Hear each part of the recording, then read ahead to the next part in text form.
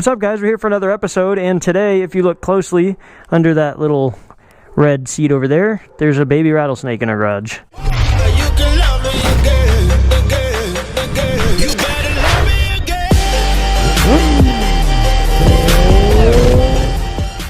Guys, what's up? We are out making another video as usual. I am out on the good old CBR. I might have mentioned this already in another video, but I have not been riding the FZ because the throttle has been acting up. I don't know if it's a throttle cable issue or if the grips on the bike are coming loose, if that makes sense, because that was an issue for me earlier, and it's kind of doing the same thing again. So I'm really not sure, but I have kind of a funny story for you guys today. Not too long ago, we had a rattlesnake actually end up in our garage. No joke, it was just whatever you call it, sliding, crawling around the garage, and right by the bikes. I pretty much walked out to go on a ride, and there's a freaking rattlesnake right there. As you can see, we obviously live in Arizona, like it's desert and stuff, but I've been here my whole life, which is like 24 years, and I've only seen a handful of snakes, and this was definitely a first to see a rattlesnake in my garage. So that was a little sketch. I'm actually going to throw the clips that I have of the rattlesnake up in just a minute. I have like iPhone videos of it and GoPro videos, because I actually made an intro looking at the snake and talking about it, because I was going to make a whole episode on it,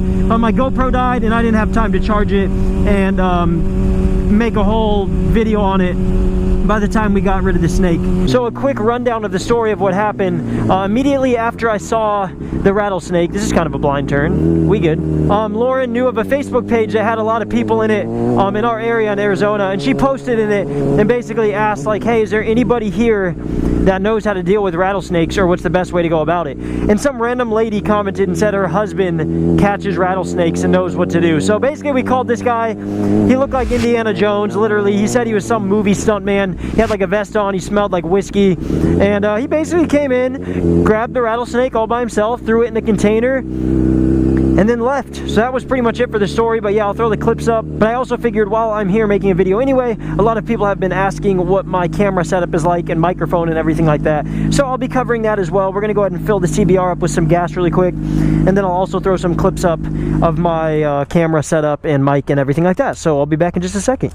Okay, so best part of going to get gas is when you realize you forgot your wallet and now you can't fill up on gas. So basically I have no wallet. What we're going to do is go ahead and just dip on out of here, because how the heck am I supposed to pay for gas? Smart me. I literally came out to get gas and I forget my wallet, but whatever. Okay guys, so before I show you my camera setup, I'm going to go ahead and right now throw up the short rattlesnake clips I have. You guys can enjoy them really quick. And yeah, I'll talk to you in a second. What's up, guys? We're here for another episode, and today, if you look closely under that little red seat over there, there's a baby rattlesnake in our garage, and Lauren's terrified. So right now we're waiting for Evan to get home, because we need a couple of us to take care of it. We have to have one of us, like, obviously with a bucket, and the other one with a rake or a shovel, and we're gonna have to I don't know, scrape him in there and relocate him in the desert somewhere. Yo, there's a baby rattlesnake in our garage. Look at that. Would you look at that? So that was basically it for the clips of the snake. Nothing crazy, but the situation was crazy. Honestly, it's kind of weird to have a really poisonous snake just crawling around in your garage when you're going out to hop on your motorcycle. So that was that, guys. I guess I'll jump into the type of camera setup I use, and I'll put little video clips in while I'm talking about it as well. For my camera, I still use the GoPro Hero 4 Silver, the one that has the LCD display on the back. That's still the one I use. The reason for it is the microphone and everything on it is basically flawless in my opinion. There's no problems with it. And then I do also have the GoPro Hero 7, which is right here facing forward on me. And the reason I do not use the GoPro Hero 7 for my actual vlogs is because I had big time issues with the mic adapter on it. The audio doesn't work, it's super clippy, which does kind of suck because the GoPro 7 has really good quality footage in my opinion, and it's really clear.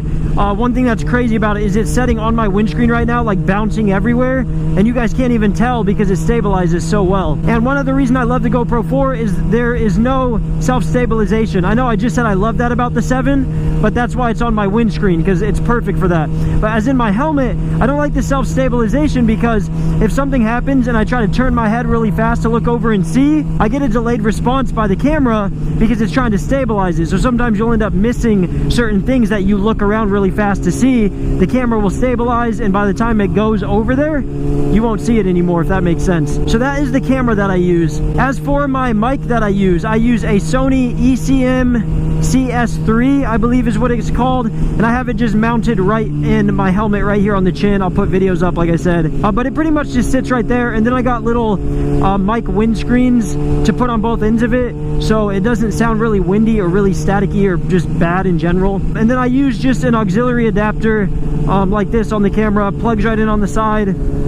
It's like the mini micro SD or whatever the heck it is, and then the auxiliary adapter plugs right into the mic, and then you pretty much just run that to your helmet wherever you want it. And I always do the best I can to make it as clean as possible, so I run all the wires around where they're not seen and tuck them you know, under the padding and everything like that, just because obviously it looks way cleaner when you actually tuck the wires up, hide them. I know a lot of motovloggers that pretty much just tape stuff to the outside of their helmets, and again, there's nothing wrong with that. Totally cool. I'm not hating on it at all, but I like my helmet to look finished and look really nice, so that's kind of the way that I do it. But yeah, guys, it's pretty much that simple for my setup. One of the main things that makes it possible that I forgot to put out there is the MotoRadds chin mount, which is what my GoPro is sitting on right here if you can see it.